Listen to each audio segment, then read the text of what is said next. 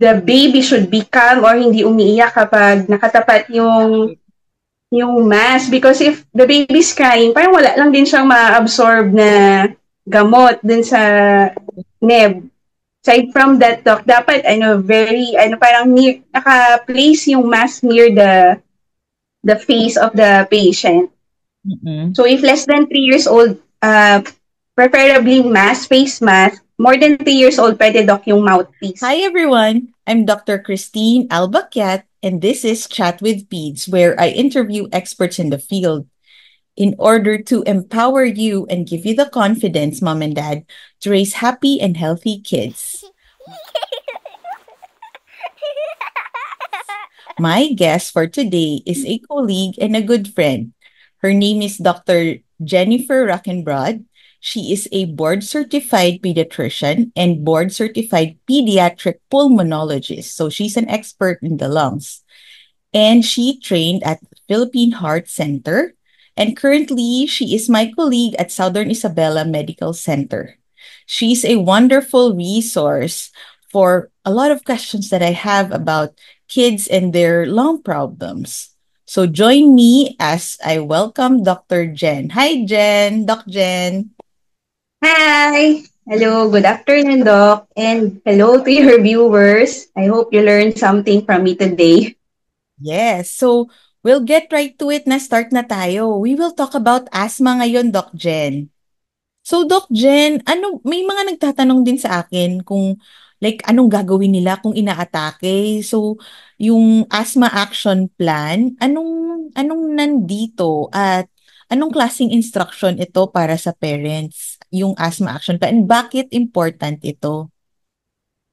So basically, Doc, yung asthma action plan is an individualized, ibig sabihin, iba-iba yan per patient na detailed instruction on what to do when your child is, number one, having an attack. So it will also give a description, Doc, of what are the symptoms if your child is having a moderate na attack or yung severe attack.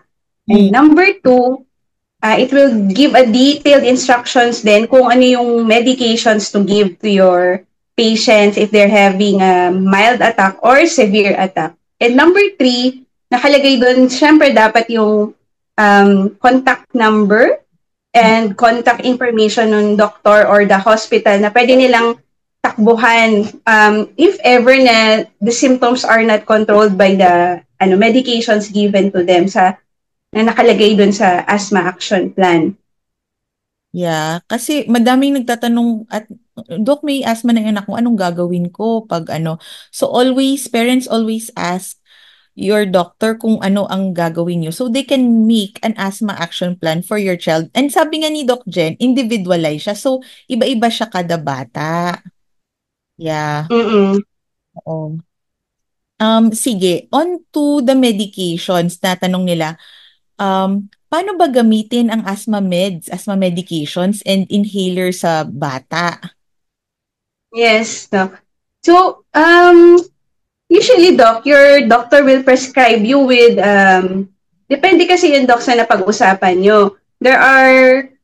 So usually, lahat ng asthmatics should be prescribed with a controller. Yun yung, it can be an inhaler or it can be a via nebulizer.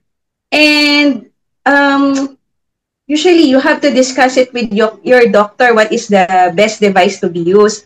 Merong mga tinatake into consideration dyan, Doc. Number one is yung cost. Kasi pag nebule, it's more expensive than kapag sa inhaler. Like, ang isang nebule ng controller will cost around 100 per nebule compared with meter dose inhaler na 800 pesos can already last for 2 months. Okay. So number one is yung cost, and number two is if ano ba yung mas madali nilang i-administer sa bata. Kasi minsan meron yung mga bata na ayaw nila nung sound or yung feel nung nebulizer kasi may maingay, tapos matagal. Usually it will take mga around 3 minutes bago matapos yung buong medicine compared with kunwari when you are using MDI, madali lang siyang i-administer with the spacer na pwedeng mabilis lang siya, 10 breaths lang, tapos na. Tapos, you can bring it anywhere, tapos wala pa siyang ingay. So, you can deliver the medications, doc. Number one, via nebulizer or spacer. Pag in children less than 6 years old, because they cannot properly perform pa yung deep inhalation for Hmm. an inhaler. Okay, yeah. So, pag asthma talaga, kasama talagang nebulization and inhalers, ano? Yes, doc. And syempre, important din, doc, na um, yung doctors nila should instruct them properly kung paano gamitin yung inhaler nila or yung spacer nila. Mm-mm. Kasi sometimes, even if you have medications pero wrong naman pala yung technique mo sa paggamit, you will not be able to deliver the medicines properly. So, usually, in the clinic, pa-instruct nung doctor how to use it. And then after that, there should be a return demo so that the doctor will know kung kaya ba nilang i-perform properly yung technique sa paggamit nung spacer and nung meter dose inhaler. When it comes to nebulizer naman, Doc, dapat lang properly then instructed yun yung parents na um, the baby should be calm or hindi umiiyak kapag nakatapat yung mask. Because if the baby's crying, parang wala lang din siyang ma-absorb na gamot dun sa neb. Aside from that, Doc, dapat parang naka-place yung mask near the face of the patient. Mm-mm. So if less than 3 years old, preferably mask, face mask. More than 3 years old, pwede, doc, yung mouthpiece. Okay, okay. Yeah, that's good advice to the parents. And um, so tinuturo mo rin, Dok, ang tamang technique sa mga patients mo. Yes, doc. Yes, doc. Kasi marami akong patients, doc, na who already came from another doctor. Meron na sila actually mga controller, inhaler, pero hindi pa rin controlled. So, the first thing you need to do, doc, is check if tama ba yung technique nila. Kasi baka naman pala hindi nag-work yung medicine because of wrong technique lang. Okay, okay.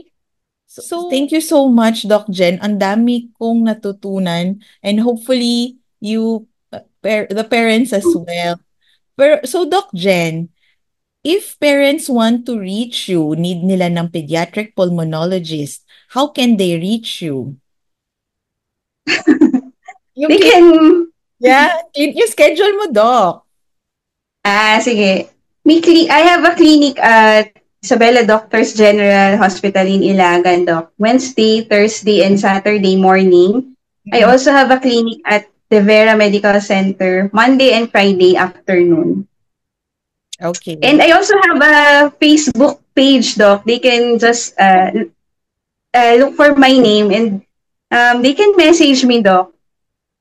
So, sige, ilagay ko na lang ang link nun sa comments also for those who need you. Yeah, very good. Yes. You're getting busier na, Doc Jen. Medyo lang. Okay, thank you so much for your time, Doc Jen. Yes, Doc. Thank you. Tomorrow. Thank Sige, you. Doc. Bye-bye.